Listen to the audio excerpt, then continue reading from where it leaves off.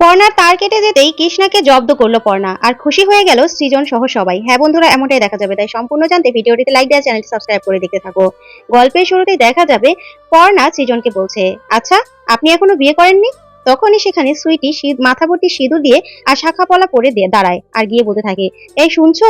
তখনই সৃজন সুইটিকে দেখে অবাক হয়ে যায়। তারপরে সুইটি সৃজনকে বলতে থাকে, তুমি দিদিমণির এখানে কি করছো? দিদিমণি, আমার স্বামীকে কিছুক্ষণের জন্য আমি নিয়ে যাই। তখনই পর্ণা বলতে থাকে, হ্যাঁ হ্যাঁ যান যান। তখনই সুইটি মনে মনে ভাবতে থাকে, এই বুদ্ধিগুলো তো ঈশাই ওকে শিখিয়ে দিয়েছিল, বলেছিল এটাই সুযোগ এখনই সৃজনের বউ হয়ে পর্ণার সামনে দাঁড়াতে, তাহলে সৃজন আর কিছুই বলতে পারবে না। তারপরেই সুইটির কথা শুনে সৃজন অবাক হয়ে গেলে সৃজন পর্ণাকে বলতে থাকে, আচ্ছা ঠিক আছে, আপনি এখানে বসুন, আমি 1 মিনিটের জন্য আসছি, ঠিক আছে?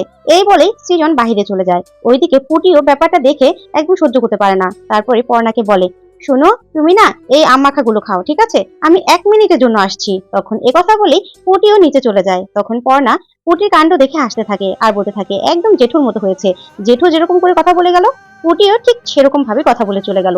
এই বলে পর্ণা হাসতে থাকে। ওইদিকে দেখা যাবে সৃজন সুইটিকে নিয়ে নিচে গিয়েই বলতে থাকে, আপনার এত বড় সাহস, এত বড় সাহস হয়ে গেছে, এবার তো ধৈর্যের ভাত একদম ভেঙেই দিয়েছেন, এবার আপনাকে ঘাড় ধাক্কা দিয়ে বাড়ি থেকে বের করে দেবো।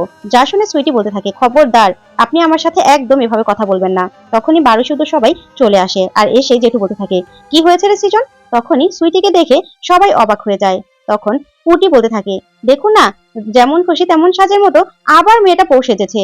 যা শুনে জেঠু বলতে থাকে, এই মেয়েটা যে এরকম একটা কাণ্ড করবে সেটা আমি আগেই জানতাম। এই আশ্রমে কল দে তো, এখনই বল লোক আসতে। তখনই সুইটি বলে ওঠে, একদম খবরদার, আমার সাথে এরকম ভাবে কেউ কথা বলার চেষ্টা করবেন না।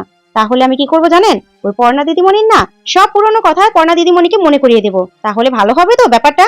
যা শুনে সৃজন সহ সবাই অবাক হয়ে যায়। তারপরে দেখা যাবে কৃষ্ণাও আসে আর এসে সুইটিকে দেখে মনে মনে বলতে থাকে, মেয়েটা একদম ঠিক সময়ে ঠিক কাজ করেছে। আর ওইদিকে মমিতা রয়ন খুশি হয়ে যায়। তখন মমিতা বলতে থাকে, সুইটি তো হেব্বি বুদ্ধি দেখছি, দেখেছো ঠিক সময় কিরকম একটা কাজ করলো, এখন থেকে তো সুইটি থেকেই বুদ্ধিটা নিতে হবে। তখন নয়ন বলে, হ্যাঁ হ্যাঁ, হেব্বি বুদ্ধি মেয়েটার।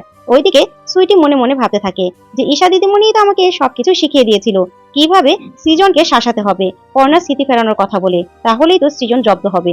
তারপরে সৃজন বলতে থাকে, এত বড় সাহস, দাঁড়াও জেঠু, ওকে জব্দ করবো আজকে আমি। সব ধৈর্যের বাঁধ একদম ভেঙে গেছে, আজকে ঘাড় ধাক্কা দিয়ে যদি বাড়ি থেকে বের না করেছি না, ওর এত বড় শয়তানি হয়েছে যে ও এই সময়ে এসে এরকম একটা কাণ্ড ঘটাতে পারলো। তখনই সুইটি বলতে থাকে, খবরদার সৃজন বাবু, আমি আপনার বউ, আপনি সবার সামনে আমাকে সিঁদুর পরিয়েছিলেন, তার মানে আমি আপনার বউ, আমি তো আপনাকে স্বামী বলেই মানি। হ্যাঁ, পর্ণা দিদিমণি এতদিন চাইনি, ওনার ভয়ে আমি কিছু করতে পারিনি, এখন তো পর্ণা দিদিমণি নেই, ওনার তো এখন বয়স কমে অন্য মানুষ হয়ে গেছে, তাই আমার অধিকার আমি ফলাবই, তাই আমি এই বাড়ির বউ। আর আপনারা বেশি আমাকে কিছু বলতে গেলে না, ওই পর্ণা দিদিমণিকে গিয়ে আমি পুরনো সব কথা বলে দেবো, তাহলে ওনার স্মৃতি ফিরে আসতে গেলে স্ট্রোক হয়ে যাবে, তাহলে ভালো হবে তো ব্যাপারটা। যা শুনে সৃজন পুরো অবাক হয়ে তাকিয়ে থাকে। ওইদিকে কৃষ্ণা মনে মনে বলতে থাকে, না আমাকে এখনই মাঠে নামতে হবে, না হলে হবেই না।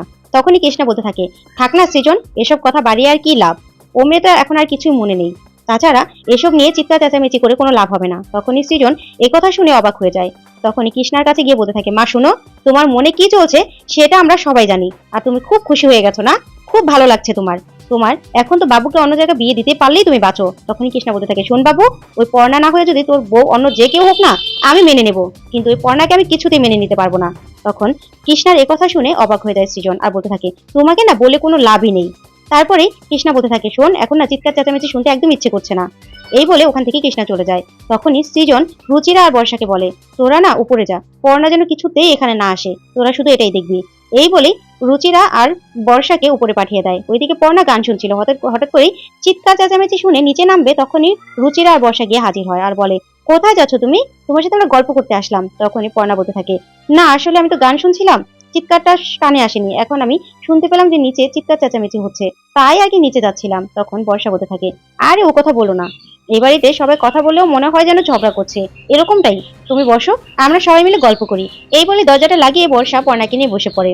অন্যদিকে দেখা যাবে সৃজন বলতে থাকে সুইটিকে, দেখো, তুমি কি মনে করেছো আমরা ভয় পাবো?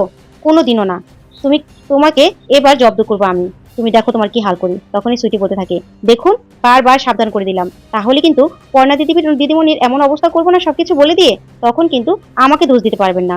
যা শুনে সৃজন ভয় পেয়ে যায় আর কিছুই বলে না, আর জেঠুও কিছুই বলে না। তারপর সুইটি বলতে থাকে, কথাটা যেন মনে থাকে। এই বলেই সুইটি ওখান থেকে চলে যায় আর মনে মনে বলতে থাকে, ঈশা দিদিমণি তুমি আমার ভগবান গো, তোমার জন্যই এই বাড়িতে আমার পার্মানেন্ট জায়গাটা হতে চলেছে। তারপরে দেখা যাবে সৃজন বলতে থাকে জেঠুকে, জেঠু এখন আমি কি করব, ভগবান আমাকে এ কোন পরীক্ষায় ফেললো, আগে তো এইসব সমস্যা থেকে আমাকে পর্ণাই উদ্ধার করতো, এবার কি হবে, এবার কি করে আমি উদ্ধার পাবো বলো তো। তখন জেঠু বলে, আমি জানতাম এরকম একটা কাণ্ড ঘটাবে এই বিচটি মেয়েটা, তার জন্য কিছু একটা ভেবে আমাদেরকে বের করতে হবে, আর ওর সাথে যারা তাল মেলাচ্ছে না তাদেরকেও শিক্ষা দিতে হবে, এই বলতে থাকে জেঠু। তারপরে দেখা যাবে পর্ণা বসে বসে ল্যাপটপে কাজ করছে, আর ওইদিকে বর্ষা পুটিকে খাওয়াচ্ছে। তখন পুটি কিছুতেই খেতে চাইছে না।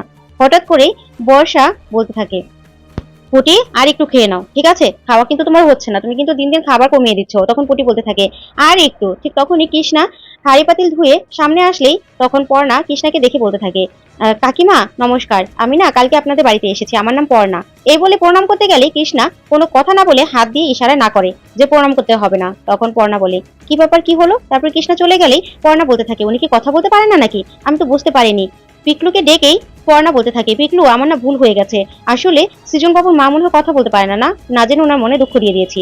তখনই সৃজনের বাবা বলতে থাকে, এটা হলে তো খুব ভালো হতো, কিন্তু না, এ তো কথার ফুলঝুরি। যা শুনে পর্ণা অবাক হয়ে যায় আর বলে, তাহলে আমার সাথে কেন কথা বললো না? তখনই সৃজনের বাবা বলে, মনে হয় কথা বলার ইচ্ছে ছিল না, বাদ দাও, তুমি বসো তো।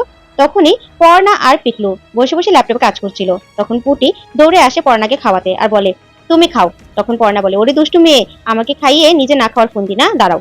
এই বলে পর্ণা একটুখানি খেয়ে পুটিকে পুরোটা খাইয়ে দেয়। তখন বর্ষা মনে মনে বলতে থাকে, এই না হলে মা, দেখেছো আমি যতক্ষণে পুটিকে খাওয়াতে পারছিলাম না, অথচ বৌদি পুরোটা খাইয়ে দিল।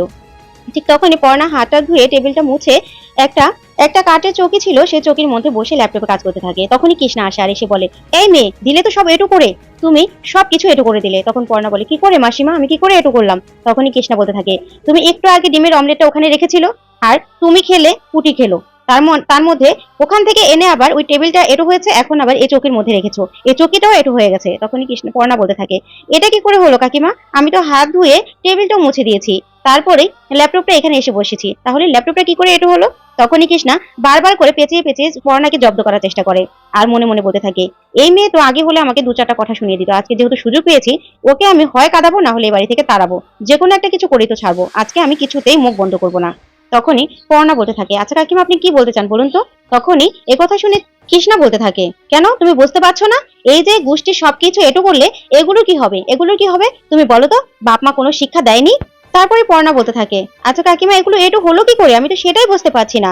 আমি তো বললাম, আমি যেই প্লেটটাতে অমলেট রাখা ছিল সেই প্লেটটাও কল ঘরে রেখে ধুয়ে এসেছি, আমি হাতও ধুয়ে এসেছি, আর তাছাড়া টেবিলটাতে যে অমলেটের প্লেটটা রেখেছিল সেটাও ধুয়ে দিয়েছি, তাহলে আর টেবিলটা ভেজা দেখেই তো আমি চোখের মধ্যে বসেছি, তাহলে এটু হলো কি করে? তখন কৃষ্ণা বলে, তুমি আমাকে শেখাচ্ছ, তুমি এ বাড়িতে থাকবে আর এটু কাটা মানবে না, সেটা তো হবে না। তখনই পর্ণা ঠাম্মিকে বলতে থাকে, দেখেছেন ঠাম্মি, আপনারা তো বলেছিলেন এ বাড়ি নাকি আমার নিজের বাড়ির মতো, তাহলে এখন তো উনি উল্টা কথা বলছে। তখন ঠাম্মি বলে, শোনো পর্ণা, সবাই যা বলে তাই শুনতে হয়, দু একজনের কথা ধরলে হয় না, তাই এটা তোমার নিজেরই বাড়ি, ওই দু একজনের কথা ধরে কোনো লাভ নেই। তখনই কৃষ্ণা বলতে থাকে, শোনো মেয়ে, যে কি কে কি বললো সেটা আমার দেখার বিষয় নাই, তুমি আমাকে আগে বলো, এই যে এটো কাটাগুলো করেছো এগুলো কি হবে, কোনো শিক্ষা পাওনি বাড়ি থেকে, বাবা মা কোনো শিক্ষা দিয়ে দেয়নি? যা শুনে পর্ণা রেগে যায় আর বলতে থাকে, খবরদার, ব্যাস অনেক হয়ে গেছে। যা শুনে কৃষ্ণা ভয় পেয়ে যায় আর পর্ণা হাত উঠিয়ে বলতে থাকে, দিলেন তো আমার তারটা কেটে, এবার এবার কি হবে বলুন তো? এই বলে পর্ণা ওখান থেকে বেরিয়ে চলে যায়। আর এইদিকে সৃজন সহ বাড়ির সবাই খুশি হয়ে যায়। সৃজন বলে, বাহ, পর্ণার তো সেই দেখছি আগের মতো সবকিছু আছে। তখনই পিকলু বলতে থাকে, সৃজন দা, তুমি দিদির তার কাটা দেখে হাসছো, খুশি হচ্ছ, কিন্তু দিদির বিয়ের আগের তার কাটা যে আরো বেশি ভয়ঙ্কর। যা শুনে দত্তবাড়ির সবাই ভয় পেয়ে যায় যে তাহলে পর্ণা এবার কি করবে। তো বন্ধুরা, আজকের আপডেটই তোমাদের কাছে কেমন লাগলো অবশ্যই কমেন্ট করে জানাতে ভুলবে না। আর পরবর্তী আপডেট পেতে অবশ্যই চ্যানেলটি সাবস্ক্রাইব করে পাশে থাকা ছোট্ট বেল বাটনটি ক্লিক করে রাখবে। আজকের জন্য এই পর্যন্তই, ধন্যবাদ।